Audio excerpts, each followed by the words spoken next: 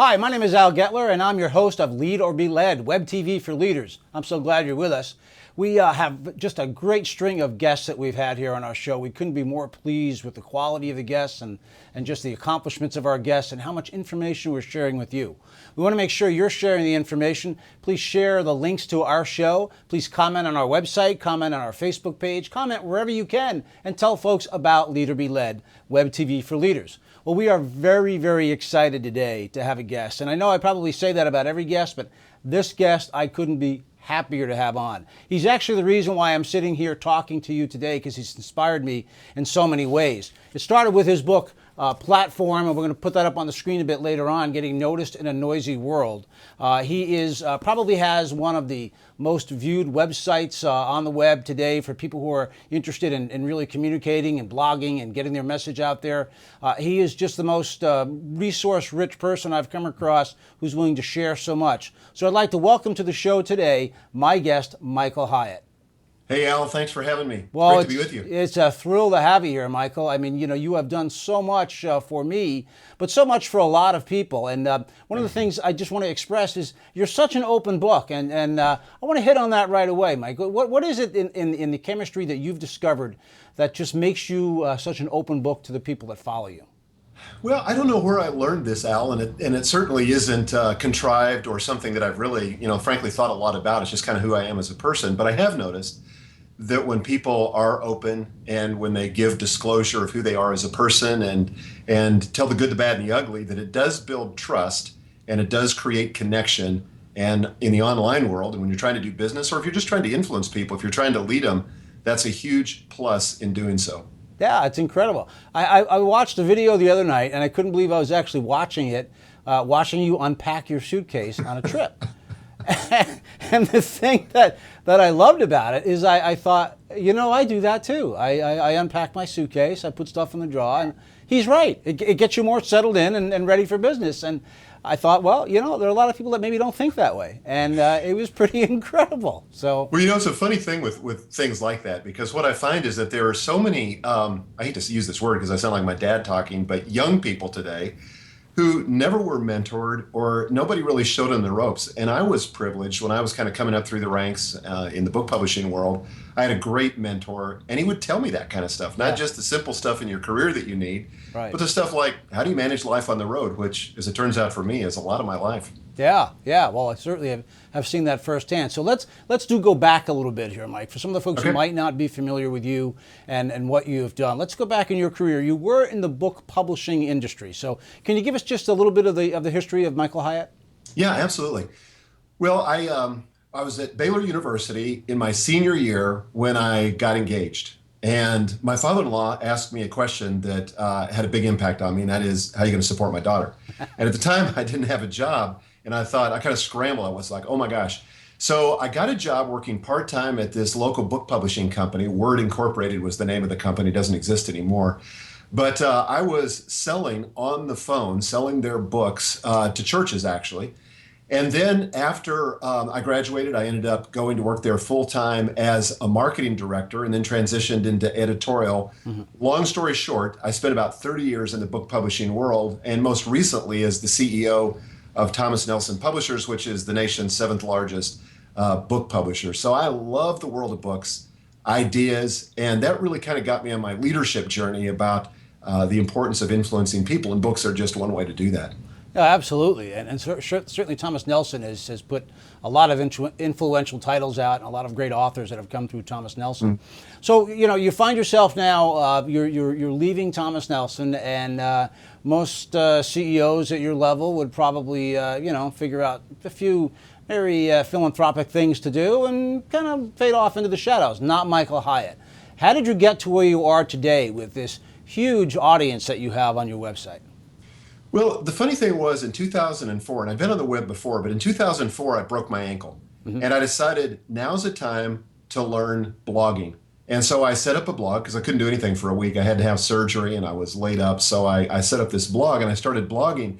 And mostly, Al, I did it as a repository for my best thinking because I found myself repeating myself to my colleagues and the people that worked for me on procedures and that kind of thing.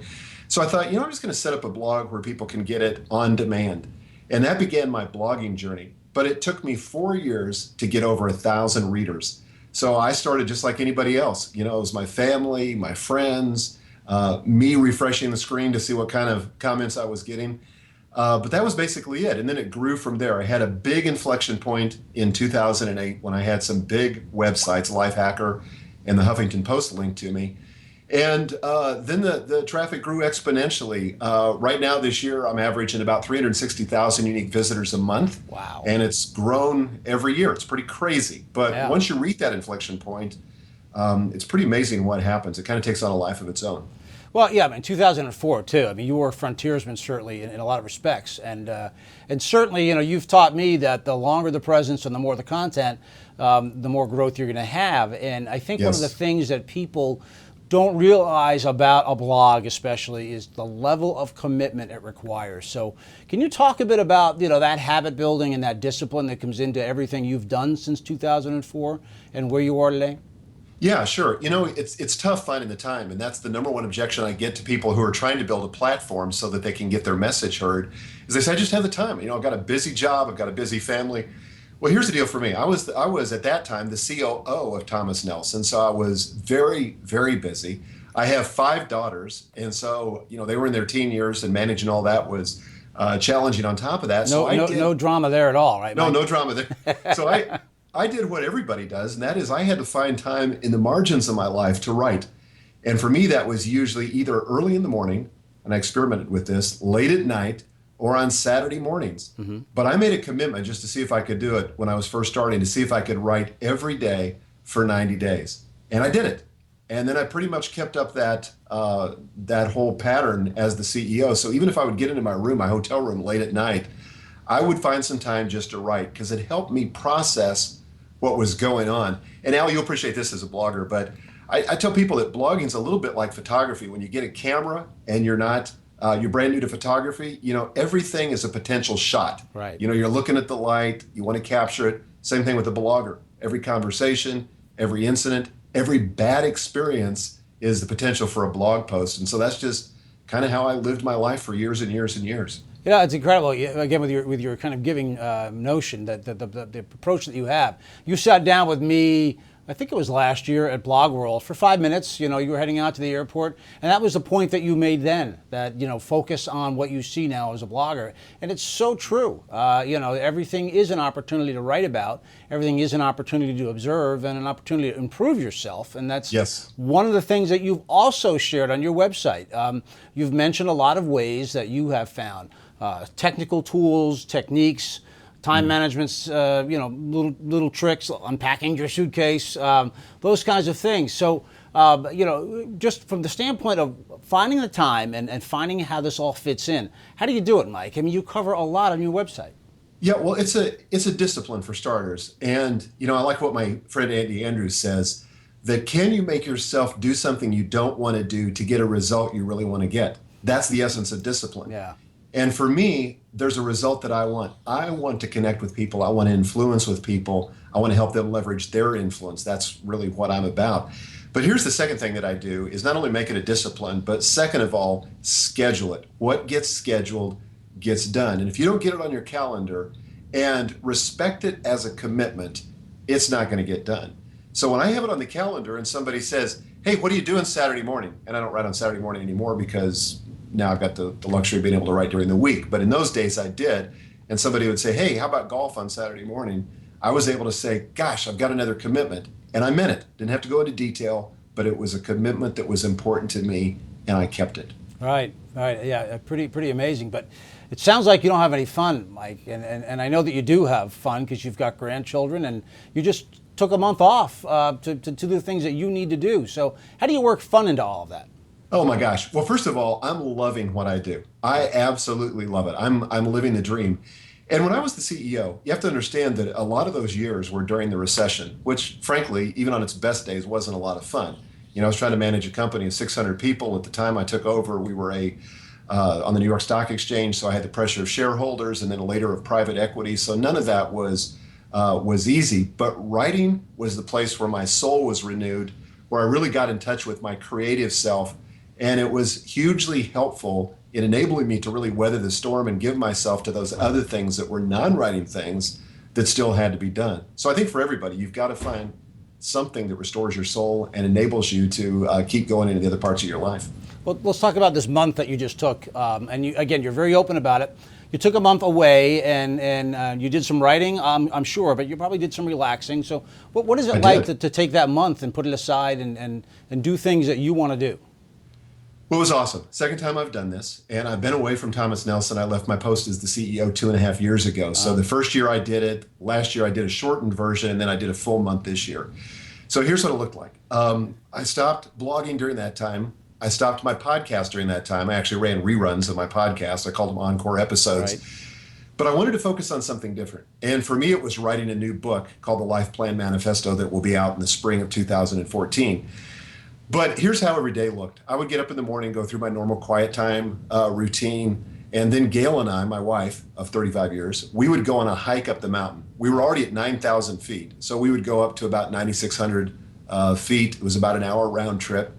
We'd come back, and then I would park myself in front of my computer, and I would write for 3 hours. Then we'd take a break for lunch. Then I would take a nap.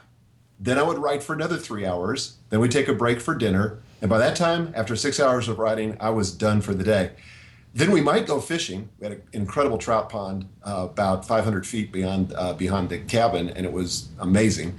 Or we would watch, we got hooked on this TV show. We never watch any TV. And we don't even like football, but we got hooked on Friday Night Lights. Yeah. And so we would watch 2 or 3 episodes of that every night. So we had a blast. I mean, it was great for our marriage, and it was just great for our spirits to be away and be quiet for a month. Yeah, it sounds like Kevin, and it's you know, it's not a luxury that not everybody can be afforded, but you've worked very hard to get there, and I think that's what people need to keep in mind. That you know, your career you're a very focused guy.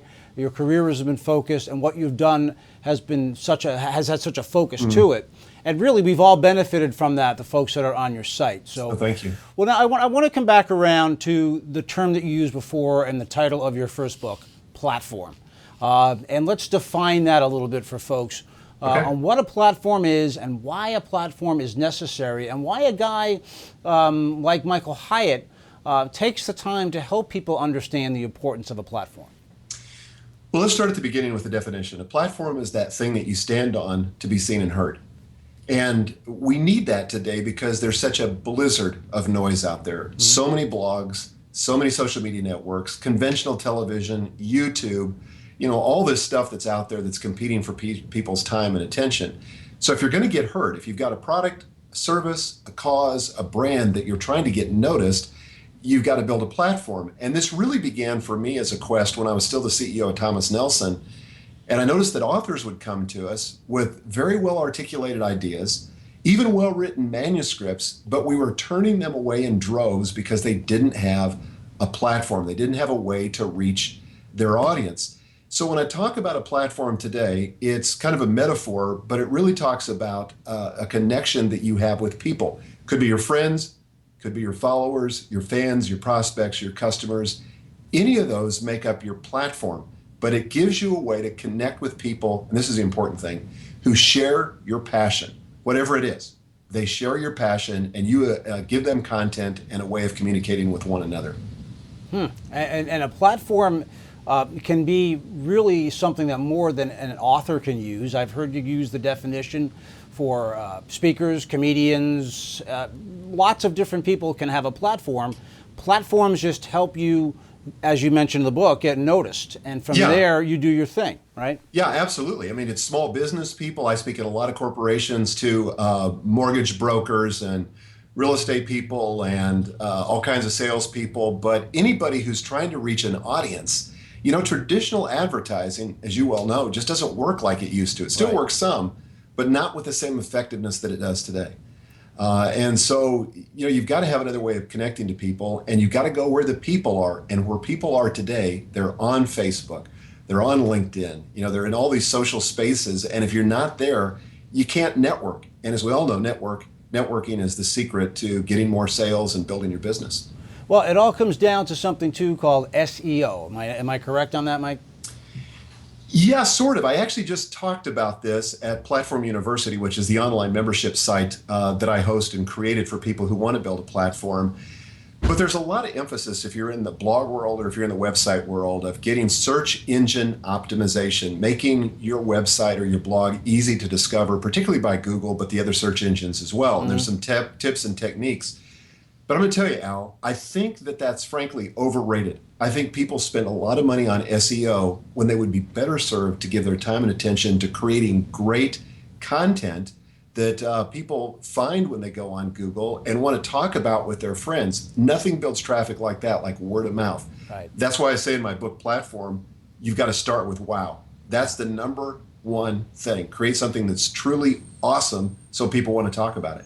Well, I watched the discussion that you and your partner Andrew had on this, and I chuckled because Andrew kind of choked on his words for a couple of sentences or two, because you went back and forth on what's more important, SEO, content, SEO. I think you both finally agreed that without great content, you might get them once with decent SEO, you're not going to get them back without great content. And you say something, and you've said it many times that I've heard you say it, that if content, it's you. Why don't you go ahead and I'm going to get it wrong, so I'm going to have you say it. Yeah, I say content is king, and platform is queen, Right. and it takes both of those to build an empire. I don't care if it's a small empire, if you've got a small business that you're trying to get noticed, a restaurant, a retail store, whatever, or if you're just trying to get more contacts so you can sell them stuff, or you're just trying to have influence because you believe in your cause or believe in your organization. You've got to have a platform. Otherwise, basically, you're going to be sequestered to a closet talking to yourself. Nobody's going to hear you. Right. Well, Mike, there is so much to talk about on that point alone. Content and platform. And you've mentioned Platform University, which is just an awesome resource for anybody that's interested in this subject of platform, in the subject of blogging, and in the subject of just having a website, hosting your own website, which I know you're a big proponent of. And doing the things that you need to do to succeed. So, we're at a point where I think, if you wouldn't mind, I'm going to cut our conversation short. We're going to call this part one, and I'm going to have you come back and let's talk about content and platform. Would that be okay?